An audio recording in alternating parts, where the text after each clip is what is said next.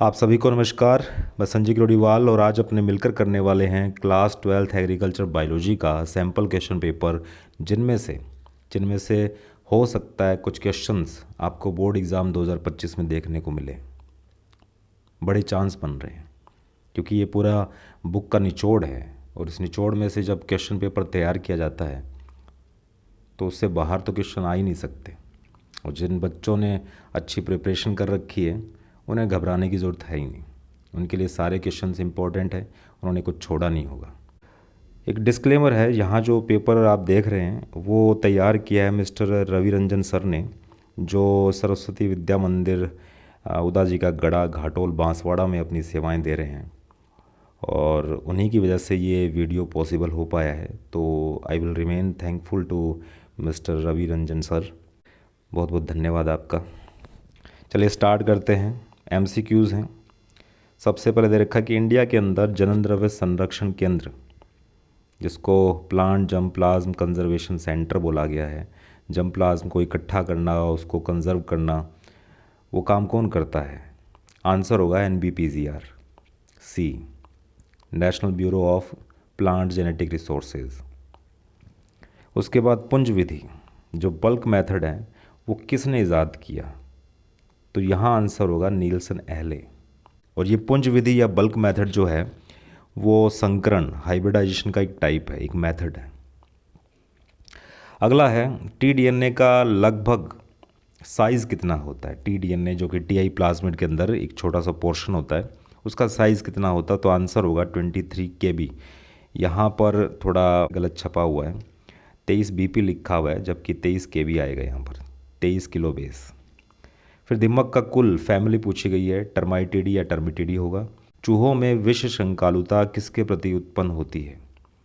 जो toxic sensitivity है, जो पॉइजन सेंसिटिविटी है या टॉक्सिक सेंसिटिविटी है, वो चूहों में किसके रिगार्ड जनरेट हो जाती है? तो अपने आंसर लिखेंगे जिंक फॉस्फोइड। ये एक रोडेंटिसाइड है, चूहों को मारने के काम में आता है और अक्यूट है, काफ़ी जल्दी मारता है।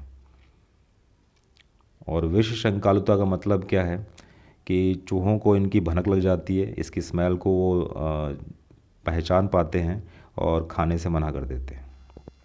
उसके बाद है बड़े क्षेत्र में अपने को कीड़े मकोड़ों को, बहुत बड़ा अपने पास एरिया है, फील्ड है, उसमें कीड़े मकोड़ों को कंट्रोल करना है तो किसका छिड़काव करेंगे? एरोसोल आएगा इसमें, जो एरोप्लेन या चॉपर से अपने स्प्रे करते हैं हाई प्रेशर के साथ। उसके बाद बैक्टीरिया के अंदर जो मेन DNA है उसके अलावा एक circular double standard extra DNA भी मिलता है, उसको क्या कहते हैं? तो आंसर होगा प्लाज्मिड, जिसको अपने एज ए वेक्टर काम में ले सकते हैं। अगला है स्ट्रेप्टोमाइसिन एंटीबायोटिक है, उसकी डिस्कवरी किसने की? वैक्समैन आएगा 1944, ये पूछा भी गया है। उसके बाद अर्गोटिन क्या चीज़ है? फंगस है एक, क्लेविसेप्स फ्यूजीफॉर्मिस, जो अर्गट डिजीज़ कोज करता है बाजरे में, और उसी का टॉक्सिक सब्सटेंस है, उसे अपने कहते हैं अर्गोटिन। इसमें फंगल टॉक्सिन आ जाएगा। फिर भिंडी के अंदर जो पीत शिरा मोज़ेक विषाणु है, येलो वेन मोज़ेक वायरस है भिंडी के अंदर, वो किसके ज़रिए फैलता है, ट्रांसमिट होता है? तो आंसर होगा सफ़ेद मक्खी, वाइट फ्लाई। नेक्स्ट है गेहूं के अंदर जो ब्लैक रस्ट है या स्टेम रस्ट है, उसका पैथोजन कौन है? तो आंसर होगा पक्सीनिया ग्रैमिनिस टेटिसाई, पक्सीनिया ग्रैमिनिस प्रजाति टेटिसाई। नेक्स्ट है बेर का जो छाछा डिजीज़ है, पाउडर मिल्ड्यू ऑफ बेर है, वो सबसे पहले इंडिया में कहाँ देखा गया? तो आंसर होगा कानपुर। भारत के अंदर सब्जियों में रूट नोट डिजीज़ हो जाती है, सब्जियों की जड़ों में गांठें पड़ जाती है, उसकी खोज सबसे पहले इंडिया में किस साइंटिस्ट ने की? इसका आंसर होगा बार्बर, बर्कली ने। जो बर्कली नाम आया है वो ऑल थ्रू द वर्ल्ड की बात है, पूरी दुनिया भर में सबसे पहले किसने बताया? बर्कली ने। और इंडिया में किसने बताया? बार्बर ने। केंचुए का जो मादा जनन छिद्र है, फीमेल जेनिटल पोर है, वो कौन से सेगमेंट में होता है? तो आंसर होगा 14th। और 18वें में कौन होता है? मेल जेनिटल पोर होता है। नेक्स्ट है श्रमिक मधुमक्खियाँ या वर्कर बीज जो होती हैं, उनके मुखांग माउथ पार्ट्स किस टाइप के होते हैं? तो आंसर होगा चबाने व चाटने वाले, chewing and licking, chewing and lapping. Next है एस्केरिस, इंसान के किस पार्ट में, किस ऑर्गन में बैठा रहता है? स्मॉल इंटेस्टाइन इसका आंसर आएगा। मछलियाँ किस वर्ग के प्राणी हैं? मछलियाँ जो है वो किस क्लास से बिलोंग करती है? तो पीसीज आएगा इसमें, और ये सुपर क्लास है पीसीज। अब आते हैं फिल इन द ब्लैंक्स में।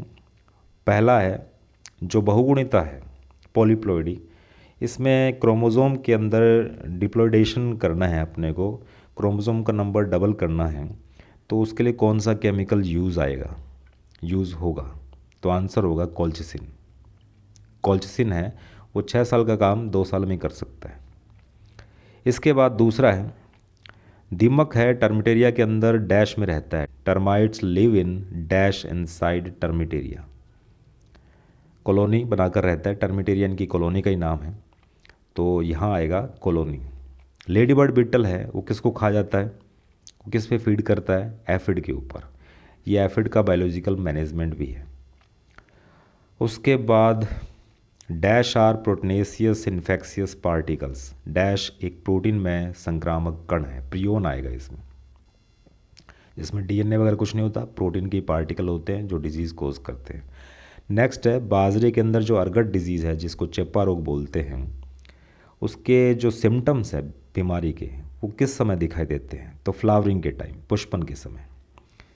नेक्स्ट है सरसों के अंदर जो वाइट रस्ट डिजीज़ हो जाती है मस्टर्ड के अंदर, उसमें 2 टाइप का संक्रमण होता है, इन्फेक्शन होता है, एक तो लोकल एंड सिस्टेमिक। सिस्टेमिक का मतलब सर्वांगी। फिर है सूत्रकृमि निमेटोड में, एक तो ब्लड सर्कुलेटरी सिस्टम है वो एब्सेंट होता है, और दूसरा कौन सा ऐसा सिस्टम है जो पूरी तरह से एब्सेंट होता है? अपने बोलेंगे रेस्पिरेटरी सिस्टम, श्वसन तंत्र। रानी मधुमक्खी मैथुनिक उड़ान, जिसको अपने मेटिंग फ्लाइट बोलते हैं, नेप्चुरल फ्लाइट भी बोल सकते हैं, वो अपने जीवन काल में कितनी बार भरती है, कितनी बार उड़ती है वो? तो अपने बोलेंगे वो अपना छत्ता, अपनी कॉलोनी छोड़कर एक बार ही उड़ान भरती है, एक बार ही कॉलोनी से बाहर निकलती है, तो यहाँ होगा 1 सिंगल टाइम, एक बार।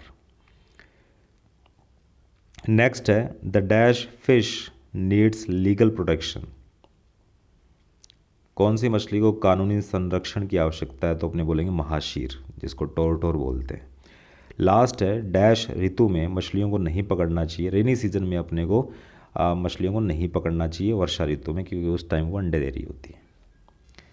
फिर आते बारी शॉर्ट आंसर टाइप में, ग्रामीण किसको कहते हैं? कोई जंगली स्पीसीज़ अपने पास, जंगली वैरायटी है, उसको खेतीबाड़ी के लिए काम में लेना, उसको डोमेस्टिकेट करना, वो होता है डोमेस्टिकेशन या ग्रामीण।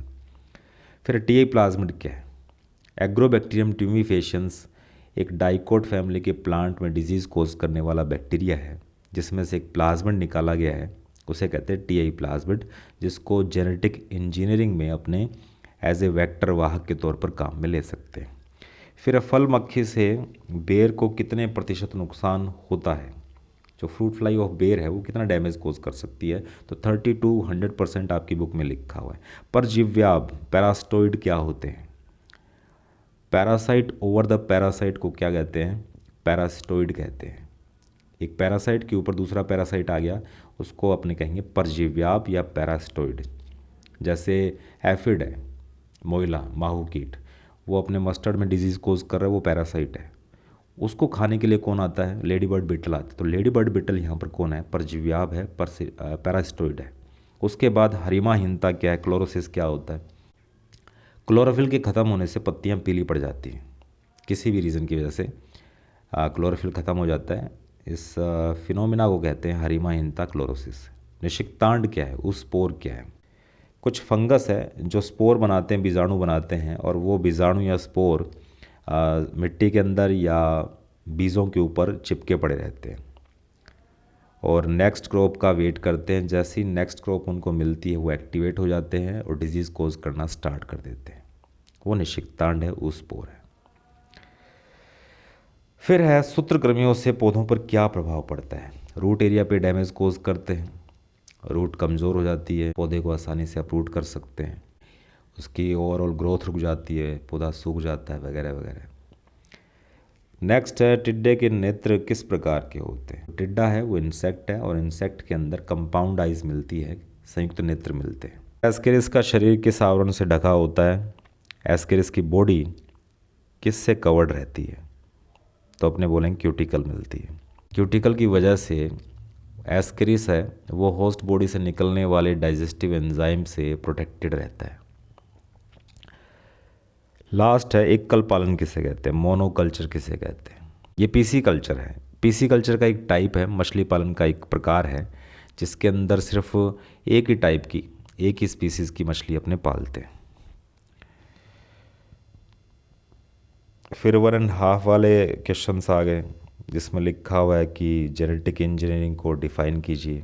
तो अपने कहेंगे कि ये एक बायोटेक्नोलॉजी का एक प्रिंसिपल है, एक टेक्निक है, जिसके अंडर अपने जेनेटिक मटेरियल में डीएनए में काट छांट करके ट्रांसजेनिक प्लांट या ट्रांसजेनिक एनिमल्स तैयार करते हैं। What is meant by in vitro technique? In vitro technique क्या होती है?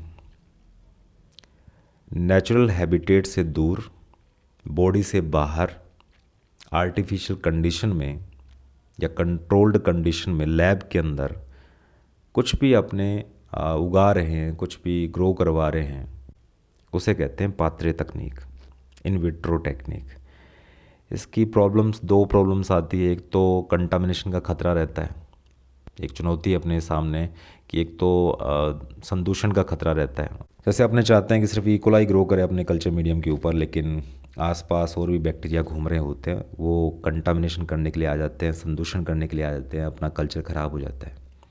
दूसरी चुनौती है, दूसरी समस्या क्या है अपने सामने कि जो कल्चर अपने करवा रहे हैं, जैसे इकोलाई का कल्चर करवा रहे हैं अपने, या किसी प्लांट को ग्रो करवा रहे हैं कल्चर मीडियम के ऊपर, तो वो अच्छे से ग्रो करे, उसकी ग्रोथ अच्छी हो। ये दो अपने पास क्या है, चुनौतियां हैं या प्रॉब्लम्स होती हैं। अगला है चने का फलीछेदक कीट के प्रबंधन को समझाइए। ग्राम पोर्ट बोरस जो है, चने का जो फलीछेदक कीट है उसका मैनेजमेंट लिखना है। कोई भी 3 लिख कर आ सकते हैं। 1.5 नंबर का क्वेश्चन है। तो इसमें लिखा जा सकता है कि अपने लाइट ट्रैप का यूज़ कर सकते हैं, फेरोमोन ट्रैप यूज़ कर सकते हैं। साथ में अपने क्या कर सकते हैं कि जब टमाटर की खेती करें, क्योंकि टमाटर के अंदर भी नुकसान करता है, तो 14 कतारें टमाटर की लगाएं और उनके बीच में एक कतार अपने अफ्रीकन वैरायटी का गेंदा आता है वो लगा सकते हैं ट्रैप क्रॉप की फॉर्म में। नेक्स्ट है हैंड रोटरी डस्टर का डायग्राम बनाना है। आपने उसको देख रखा है, प्रैक्टिस कर लीजिए, बना लीजिए। Explain leaf spot and dumping of disease. अपने को एक्सप्लेन करना है पत्ती धब्बा और आर्द्रगलन रोग को। पत्ती धब्बा लीफ स्पॉट का दूसरा नाम है टिक्का डिजीज़, जो अपने को मोस्टली देखने को मिलती है ग्राउंड नट में। पत्तों पे धब्बा पड़ जाते हैं, धब्बों के चारों तरफ हो सकता है आपको येलो कलर की हेलो देखने को मिले, रिंग देखने को मिले। और वो धब्बे क्यों बनते हैं? क्योंकि वहाँ का क्लोरोफिल ख़त्म हो चुका होता है। आर्द्रगलन का मतलब क्या? डंपिंग ऑफ का मतलब क्या है कि प्लांट का कोई भी पार्ट है उसके टिश्यू की सॉफ्टनिंग हो जाती है, गल जाता है वहाँ का पार्ट, टिश्यू है वो लूज़ हो जाते हैं, नरम पड़ जाते हैं। इस डिजीज़ को कहते हैं डंपिंग ऑफ या आर्द्रगलन। ये किसी भी प्लांट के अंदर देखने को मिल सकता है। नेक्स्ट है जौ का जो आवर्तकांड है, कवर्ड स्मट ऑफ बार्ले है, उसका अपने को डिजीज़ साइकिल बताना है। तो इसमें आप लिख कर आ सकते हैं कि फ्लावरिंग के टाइम ही इसके सिम्टम्स अपीयर्ड होते हैं। सिम्टम्स जो है वो अपने को इसकी बालियों पे दिखाई देते हैं, बालियों के ऊपर काला चूर्ण अपने को दिखाई देता है, बालियां जली हुई दिखाई देती हैं। जो स्पोर बनाता है वो जो एस्टिलागो होर्डाई है, जो फंगस है, इसका पॉजिटिव एजेंट है, वो जो अपने स्पोर बनाएगा, वो स्पोर है वो फ्लावरिंग के टाइम में जर्मिनेट होकर इन्फेक्शन थ्रेड बनाते हैं। फिर वो इन्फेक्शन थ्रेड हैं वो बालियों में इन्फेक्शन करते हैं, उनके सीड में इन्फेक्शन करते हैं। ये भी लिख कर आ सकते हैं कि ये जो फंगस है उसके स्पोर निष्क्रिय अवस्था में, इनएक्टिव फेज़ में, सॉइल के अंदर या जो प्लांट रेजिड्यूज़ है, कचरा है, उसके ऊपर या सीड के ऊपर अपने को चिपके हुए मिलते हैं। और जैसे ही अपने नेक्स्ट खेती करते हैं ये डैमेज कोज करना स्टार्ट कर देते हैं। स्लग के कोई 3 सिम्टम्स अपने को लिखने हैं, कैरेक्टरिस्टिक्स लिख कर आने हैं। पहला तो ये नॉन सेगमेंटेड बॉडी का बना होता है, इसकी बॉडी के ऊपर कोई कैल्शियम कार्बोनेट का खोल नहीं होता, शेल नहीं मिलता। ये जब चलता है तो म्यूकस छोड़ता है, बाइसेक्सुअल होता है, सॉफ्ट बॉडीड होता है, टेंटेकल्स मिलते हैं 2 पेयर, और जो पीछे वाले सर के ऊपर लगे हो जो टेंटेकल्स होते हैं उनके ऊपर 1 पेयर आइज अपने को दिखाई देती है। शंगिका का कार्य बताना है, फंक्शन ऑफ एंटीना, किसी भी इंसेक्ट के ऊपर ये एंटीना लगे होते हैं, इनका काम बताना है। ये रिसीव करते हैं सिग्नल को, किन के सिग्नल को, ऑर्डर के, जो गंध आती है उसको भी ये रिसीव कर सकते हैं। स्वाद आइडेंटिफिकेशन कर सकते हैं, ये इससे सुन सकते हैं और कम्युनिकेट कर सकते हैं एक इंसेक्ट दूसरे इंसेक्ट से। चिकित्सा में उपयोग में आने वाली जोंक के बारे में बताइए। Explain leches used in medicine. तो लीच थेरेपी इसमें आपको याद रखना है, जोंक चिकित्सा, और इसके अंदर एक लीच है जिसका नाम है हिरुडो मेडिसिनल्स। ये जोंक इस लीच थेरेपी में काम में आती है और इससे अपने बाल्डनेस, गंजेपन का इलाज, ऑर्थराइटिस जो कि गठिया भाव होता है उसका इलाज, शुगर का जिसको डायबिटीज़ बोलते हैं उसका इलाज, और जो कार्डियोवैस्कुलर डिजीज़ होती हैं, हृदय संबंधित रोग, उनका भी इसमें ट्रीटमेंट किया जा सकता है। ट्रीटमेंट का मतलब उसमें रिलीफ मिलता है, क्योंकि इसकी सलाइवा में, लीच की सलाइवा में एक एंटीकोगुलेंट सब्सटेंस होता है जिसे हिरुडिन कहते हैं, जो खून को पतला कर देता है। मछली को डिफाइन करना है। मछली वर्टिब्रेट है, एक्वेटिक है, कोल्ड ब्लडेड है, इसकी स्किन के ऊपर स्केल्स पाए जाते हैं, रेस्पिरेशन के लिए इसमें गिल्स मिलते हैं। उसके बाद आते हैं बड़े क्वेश्चन है, 3 मार्क्स वाले और 4 मार्क्स वाले। इनमें कोई आपको दिक्कत आएगी नहीं, ये पढ़ने लायक चीज़ें हैं, इनको आपको प्रैक्टिस कर लेना है। कोई क्वेरी हो तो आप पूछ सकते हैं। तब तक के लिए बने रहिए, टिके रहिए एंड इनहेल बायोलॉजी।